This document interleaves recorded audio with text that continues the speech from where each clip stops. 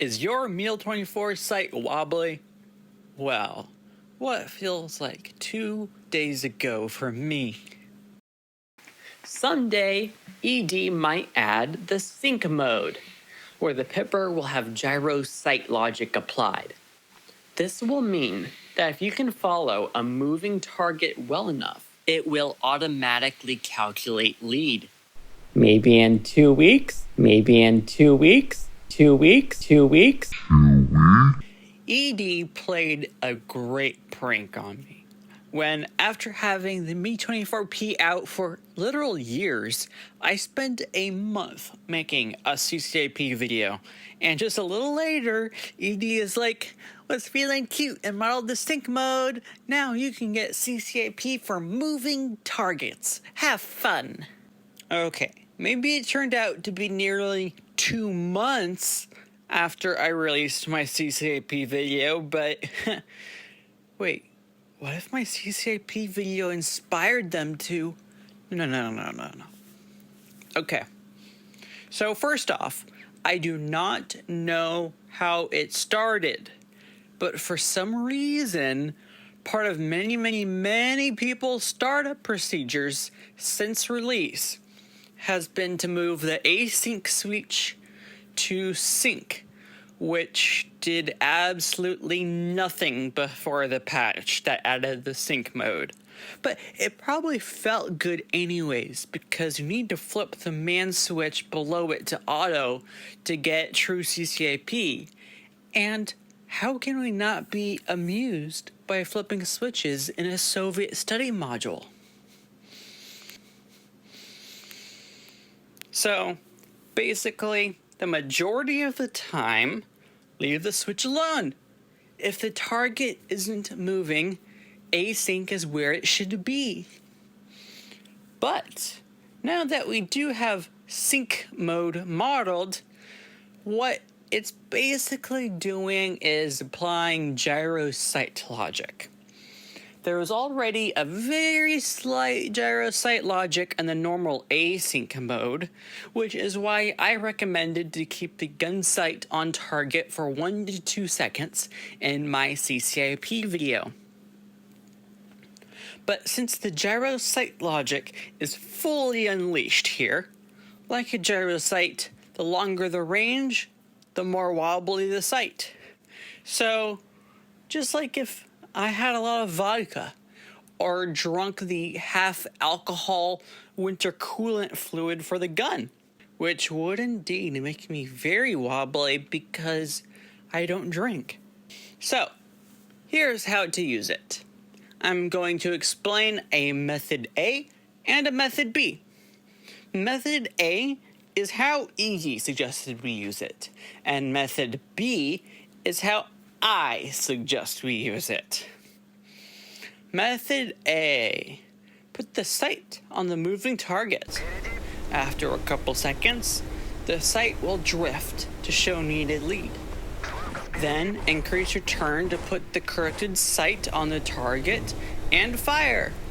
However, issues I find with this method are that after you put the sight on the moving target and the sight corrects, since you need to make another maneuver to put the now corrected sight on target, and the whole deal with sync mode and gyro sights is working off angular velocity, it messes up the sight again, forcing you to keep it on target for a couple more seconds and stabilize again.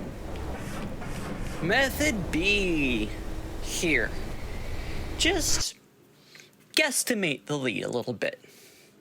Keep the moving target on one spot of your gun sight. And since you're keeping them in one spot, the angular velocity is the same as if they were in the middle. After a few seconds, the sight will drift towards the target. And depending how off your initial guesstimation was, you will need to make a small maneuver to put the sight on target. But since you put in some lead to begin with, it's a smaller maneuver than method A, and thus will upset your sight less and final aiming and shooting will thus be smoother and faster. Now, I also know people that just don't like sync mode even after they learn how to use it. And they prefer just guessing lead. And that's perfectly fine too. Oh, wow. After making the recordings for this video, I can confidently say that it is truly not that useful. The sync mode is affected by rocket or gun recoil, and if using weapons that have a significant curved trajectory, like S5 or S8, will mean that the sync mode is also messed up as you change pitch to correct for the rise in ballistics as range decreases. And even I was surprised that using manual lead in async mode and just guessing, I was still getting reliable and often faster kills. Goes to show that these fancy sight tools can be useful, but just looking at the sight and not where your munitions go is rarely gonna help you. And that goes for air-to-air sight gunnery as well. But that's one of the beautiful things about DCS, no? That we get to experience a feature on an attack helicopter that even real-life service members likely toyed with, found absolutely useless, and never used it again. I mean, look at it bounce around as I fly straight even, like...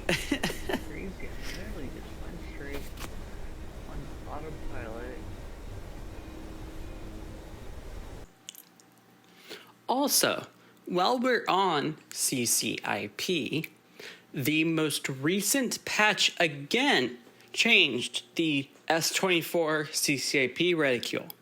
In my previous video, I recommended to aim in the lower half of the reticule, but that no longer works because the reticule is now way too high. You now need to aim manually.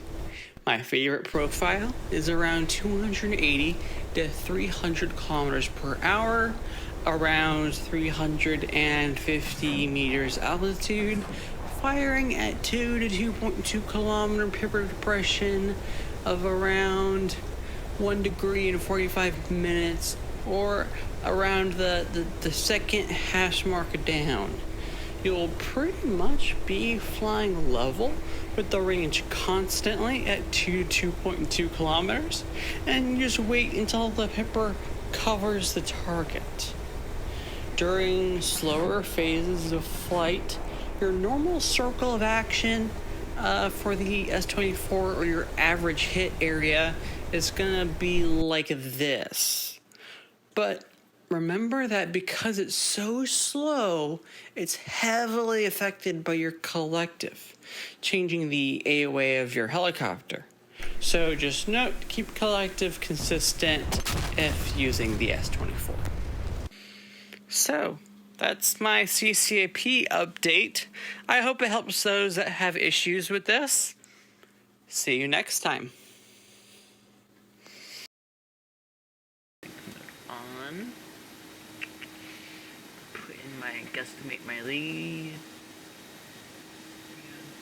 Wait for the sight to figure its shit out.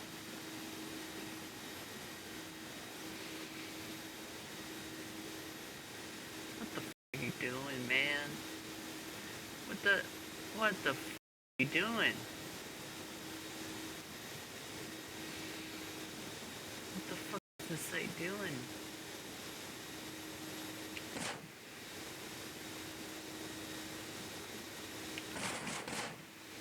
What the fuck, man? Alright, that sort of worked. And that didn't.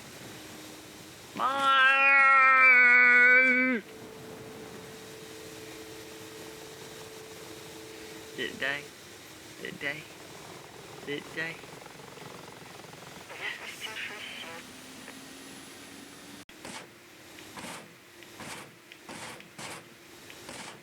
Bleh. Wow.